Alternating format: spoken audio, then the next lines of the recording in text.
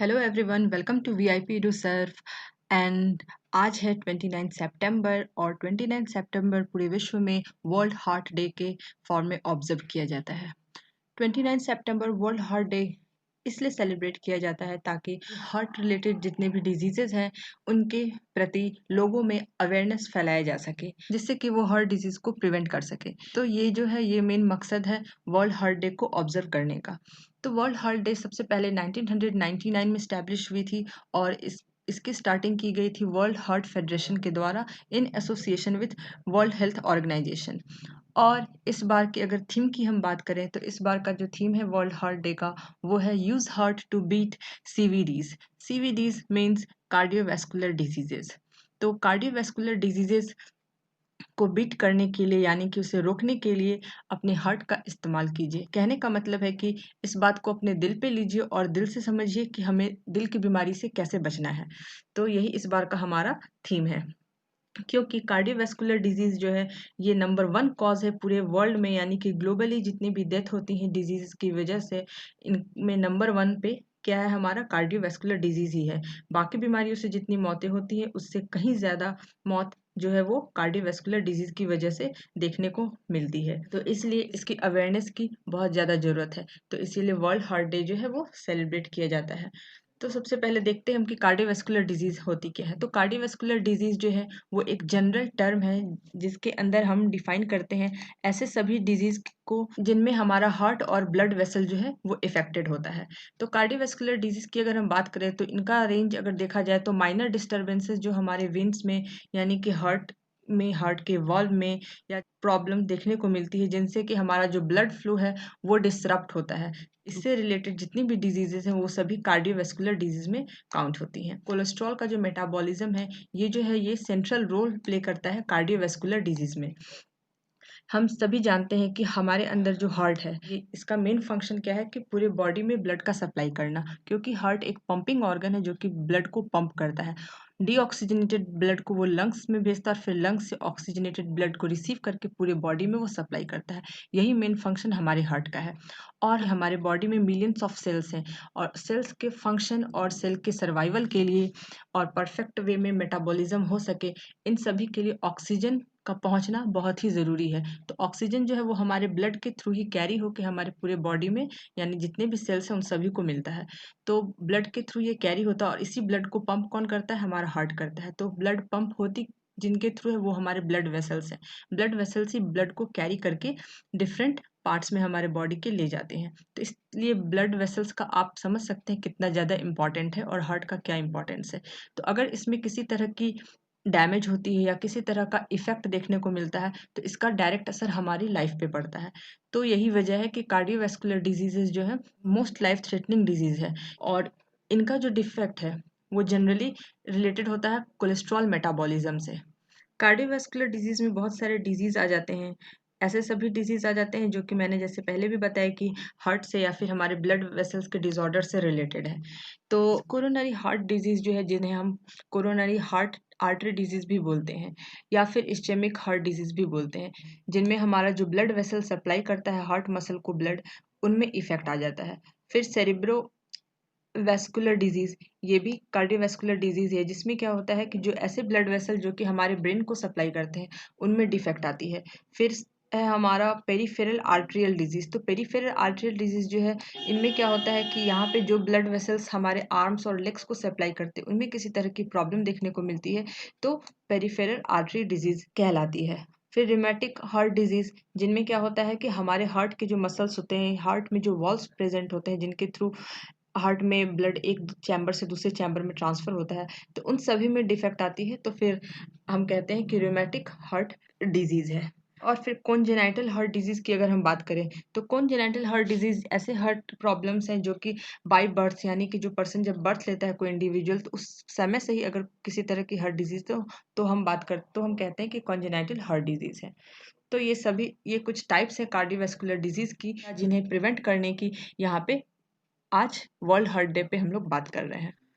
Coronary artery disease, coronary artery disease या फिर जिन्हें हम बोलते हैं कोरोनरी हार्ट डिजीज, तो ये एक तरह का डिजीज कंडीशन है और इस कंडीशन को हम बोलते हैं अर्थरोस्क्लेरोसिस। इसमें क्या होता है कि जो कोलेस्ट्रॉल जो सर्कुलेट करते हैं उनमें इन्फ्लेमेशन हो जाती है और उसकी वजह से क्या होता है कि ये कंडीशन यानी कि एथेरोस्क्लेरोसिस हमें देखने को मिलती है। इनमें क्या होता है कि ये कोलेस्ट्रॉल जो है वो फैटी एसिड के फॉर्म में यहाँ पे डिपॉजिट हो जाते हैं हमारे ब्लड वेसल्स के ल्यूमेन में। यानी हमारे ब्लड वेसल में जो ल्यूमेन होता है यानी कि जो कैविटी होती है, यहाँ पे ये क्या होता है, फैटी डिपॉजिट हो जाती है फैटी एसिड के फॉर्म में कोलेस्ट्रॉल, जिसकी वजह से क्या होता है कि आर्टरीज में हार्डनिंग देखने को मिलती है, इसकी फ्लेक्सिबिलिटी जो है वो कम हो जाती है। डिपोजिशन की वजह से क्या होता है कि आर्टरी के जो वॉल हैं, यानी कि ये जो वॉल देख सकते हैं आप, इन वॉल में डिपोजिशन हो गया फैट का, और इसकी डिपोजिशन की वजह से क्या होती है कि यहाँ पे प्लेक का फॉर्मेशन हो जाता है और आर्टरीज की वॉल काफ़ी मोटी हो जाती हैं, थिक हो जाती हैं, जिसकी वजह से ये रिस्ट्रिक्ट करती हैं ब्लड के फ्लो को, उनके प्रेशर को बढ़ाती है। और साथ ही साथ ये जो प्लग होते हैं ये अगर रप्चर कर जाते हैं तो ये ब्लड स्ट्रीम के साथ ही क्या करते हैं, ब्लड स्ट्रीम के साथ ये ट्रैवल करके और भी आर्टरीज तक ये पहुंचते हैं और वहाँ पे क्या करते हैं, ये ब्लड क्लॉट का फॉर्मेशन करते हैं। और इस ब्लड क्लॉट के फॉर्मेशन की वजह से क्या होती है कि ब्लड का जो सप्लाई है वो पूरी तरह से ऑब्स्ट्रक्ट हो जाता है, रुक जाता है, और ये ब्लड अगर नहीं पहुंच पाता हमारे हार्ट तक तो रुक जाती है, तो हार्ट अटैक आती है, और यही अगर ब्रेन तक नहीं पहुंच पाती है तो ब्रेन स्ट्रोक देखने को मिलती है। तो इस तरह से ये जो कार्डियोवैस्कुलर डिजीज है, यानी कि अगर कोलेस्ट्रॉल का मेटाबॉलिज्म सही ढंग से नहीं हो रहा है तो इससे क्या होता है, ये बहुत ही भयानक रूप ले लेते हैं और ये हमें जानलेवा बीमारी जो हार्ट डिजीज है देखने को मिलती है। इसी का एक कंडीशन है एंजाइना। एंजाइना में भी, जिसे हम लोग कॉमनली क्या बोलते हैं, एंजाइना पेक्टोरिस, इसमें भी यही होता है। इसमें क्या होता है कि एक्यूट चेस्ट पेन देखने को मिलती है, यानी जो पर्सन अगर कोई सफ़र कर रहा है एंजाइना से तो उसके हार्ट में काफ़ी ज़्यादा पेन होती है, और ये पेन जो है ये आप देख सकते हैं कि हमारे लेफ्ट आर्म की तरफ भी ये पेन जो है वो आगे की ओर जाती है, और फिर नेक रीजन, इस तरह से ये पेन काफ़ी ज़्यादा बढ़ती है, और ये जो पेन होती है वो टॉलरेबल नहीं होती है, बहुत ज़्यादा काफ़ी भयानक होती है।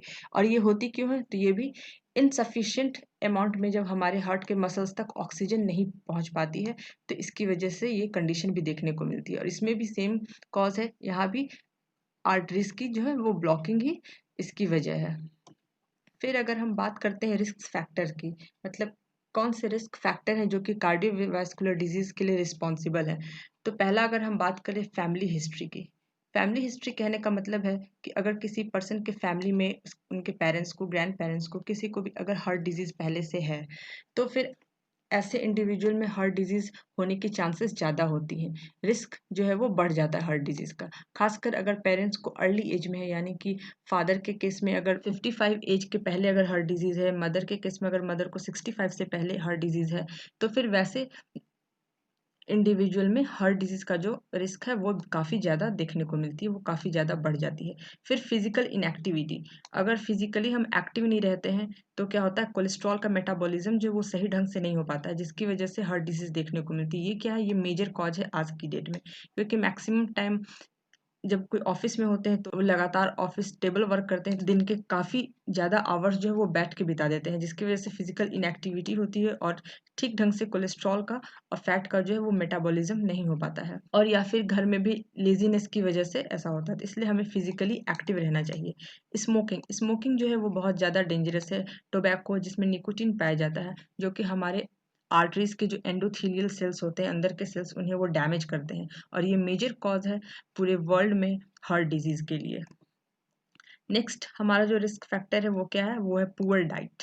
पुअर डाइट कहने का मतलब यहाँ पे है फास्ट फूड से, जंक फूड से, या फिर ऐसे जितने इस तरह के जितने भी फैटी फूड है जो कि स्ट्रीट फूड्स होते हैं, जो कि काफ़ी ज़्यादा तले भुने होते हैं, या फिर हम घर में भी अगर ज़्यादा तल भुन के खाते हैं तो जिनकी वजह से क्या होता है, कोलेस्ट्रॉल हाई लेवल में हम लोग अपने बॉडी में डिपॉजिट करने लगते हैं, जिसकी वजह से क्या होता है कि हमारे जो ब्लड वेसल्स होते हैं उनमें कोलेस्ट्रॉल का डिपॉजिशन धीरे धीरे वो स्टार्ट हो जाता है, और जैसे जैसे एज इंक्रीज करता है हमारा वैसे वैसे डिपॉजिशन बढ़ते जाता है, एज ज़्यादा हो जाती है यानी 60 एबव हो जाती है, 65 एबव हो जाती है, तो फिर हार्ट डिजीज देखने को मिलती है।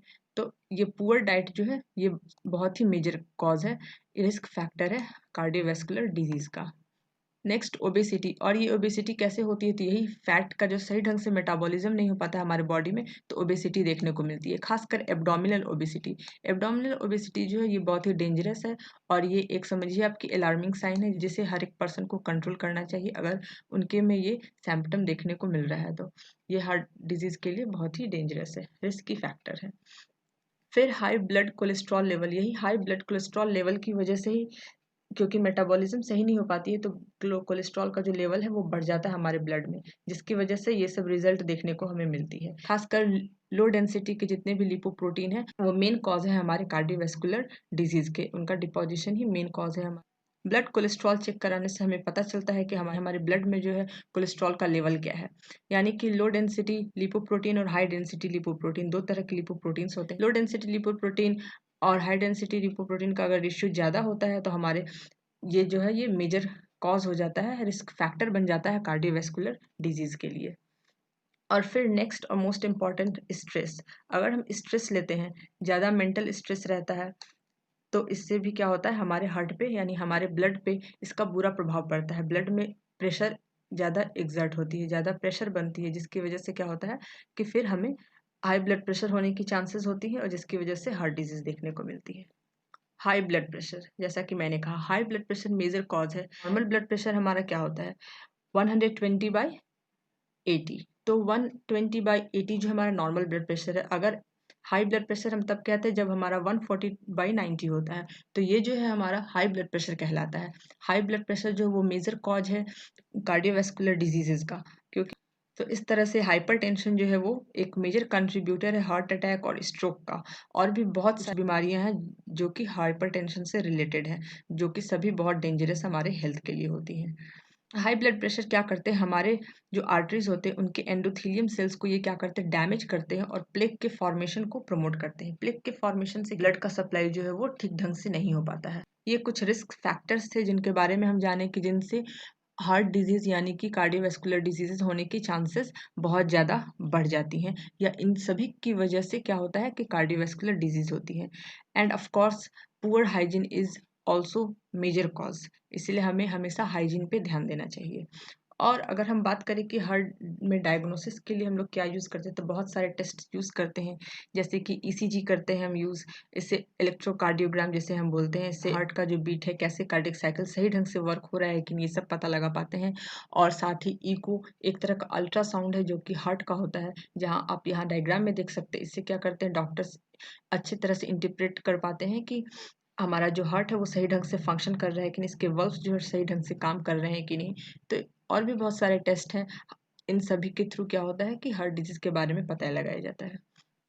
प्रिवेंशन की अगर हम बात करें तो हमें एक्सरसाइज करना चाहिए, क्योंकि जो हमारा जो कोलेस्ट्रॉल का लेवल बढ़ जाता है, यानी कि लो डेंसिटी लिपोप्रोटीन और हाई डेंसिटी लिपोप्रोटीन की रेशियो बढ़ जाती है, तो हम बोलते हैं कोलेस्ट्रॉल का लेवल जो है ब्लड में ज़्यादा है। तो इसको रिड्यूस करने में एक्सरसाइज हमें हेल्प करता है। तो लगभग हर दिन हमें 30 मिनट्स एक्सरसाइज जरूर करनी चाहिए। एक्सरसाइज डिफरेंट टाइप्स की होती है, आप योगा कीजिए या फिर आप जिम में जा कर के एक्सरसाइज कीजिए, या फिर लाइट एक्सरसाइज कीजिए घर में, या फिर मॉर्निंग वॉक जॉगिंग है जो कि मोस्ट इम्पॉर्टेंट है, खासकर हमारे हार्ट के हेल्दी फंक्शन के लिए बहुत ही इंपॉर्टेंट हमारा जॉगिंग कहलाता है। तो इन सभी तरह की एक्सरसाइज में हमें इन्वॉल्व होना चाहिए और एटलीस्ट 24 आवर्स में से 30 मिनट्स हमें कंट्रीब्यूट करना चाहिए एक्सरसाइज के लिए, जिससे क्या होता है कि हमारे बॉडी में जो भी कोलेस्ट्रॉल का लेवल बढ़ रहा है, अगर हम डेली एक्सरसाइज करते रहेंगे तो वो मेंटेन रहेगा, कभी ज़्यादा नहीं हो पाएगा और हार्ट डिजीज के चांसेस बहुत ज़्यादा घट जाएंगे।